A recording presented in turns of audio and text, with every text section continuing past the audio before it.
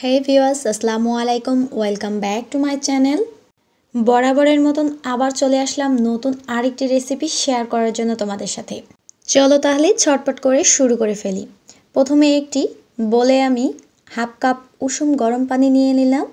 এখন আমি এখানে 1 চামচ ইস্ট দিয়ে দিলাম অল্প পরিমাণে চিনি আর সামান্য পরিমাণে লবণ দিয়ে একটু সামান্য নেড়ে দিচ্ছি। এরপরে দিয়ে দেব 2 টেবিল চামচ গুঁড়া দুধ।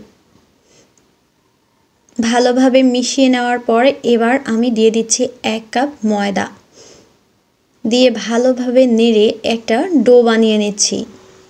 এখানে ময়দার পরিবর্তে আটাও কিন্তু ইউজ করা যাবে, তবে ময়দা দিয়ে করলে রেজাল্টটা বেশি ভালো আসবে।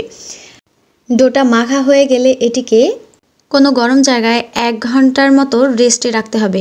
তবে আজকে আমার সময় স্বল্পতার জন্য আমি কিছুক্ষণ রেস্টে রাখার পরে এটি দিয়ে নাস্তাটি তৈরি করে নিয়েছি। তবে তোমাদের হাতে সময় থাকলে এটিকে কিন্তু 1 ঘন্টা বা তার বেশি সময়ে রেস্টে রাখতে পারো। এক্ষেত্রে কিন্তু নাস্তাটা আরও বেশি পরিমাণে খাস্তা হবে।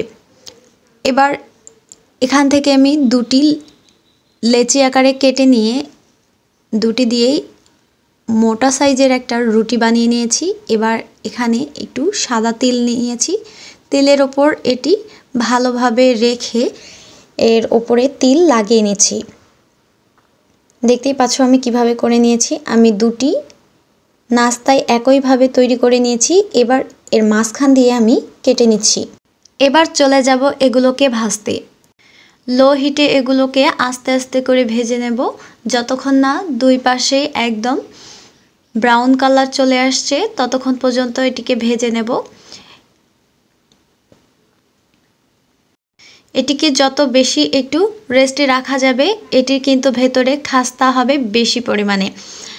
উল্টিয়ে পাল্টিয়ে আমি একবারে এটিকে ভেজে লাল লাল করে উঠিয়ে নিচ্ছি। এই নাস্তাটি বাচ্চাদের টিফিনে বা ভাইয়াদের লাঞ্চ বক্সে কিন্তু সহজেই দিয়ে দিতে পারেন। খেতে কিন্তু অনেক মজা আর পেট ভরে খাওয়ার মতো একটা রেসিপি। রিকোয়েস্ট থাকবে যারা যারা ভিডিওটি দেখছেন একটা লাইক শেয়ার অবশ্যই করে দিতে ভুলবেন না। দেখে কতটা লোভনীয় লাগছে আজকের এই নাস্তাটি। যে কেউ চাইলে অতি সহজেই বানিয়ে ফেলতে পারবে এই নাস্তাটি। এখন এই নাস্তাটির মাঝ বরাবর আমি কেটে নেব। এবার এই নাস্তাটি মূল টুইস্ট চলে এসেছে। এবার এর ভেতরে আমি দিয়ে দিচ্ছি সস। তোমাদের হাতের কাছে যদি মেয়োনেজ থাকে এখানে কিন্তু দিয়ে নিতে পারো, সেক্ষেত্রে টেস্টটা কিন্তু আরও মজাদার হবে। এরপরে আমি এর ভেতরে দিয়ে দিচ্ছি মাংসর টুকরা। তোমরা কিন্তু এখানে ব্রয়লারের মাংসটিও দিতে পারো। আমার বাসায় রান্না করা গরুর মাংস ছিল, সেটিকে আমি টুকরো টুকরো করে কেটে নিয়েছি। এর পরে আমি এখানে দিয়ে দিচ্ছি ফ্রেঞ্চ ফ্রাই দিয়ে উপর দিয়ে আরেকটু সস লাগিয়ে দিলাম। এই তো তৈরি হয়ে গেল আজকের আমার মজাদার রেসিপিটি। এরকম নতুন নতুন ভিডিও পেতে আমার চ্যানেলটিকে কিন্তু সাবস্ক্রাইব করে রাখতে পারো। এতক্ষণ সাথে থাকার জন্য সবাইকে অসংখ্য ধন্যবাদ।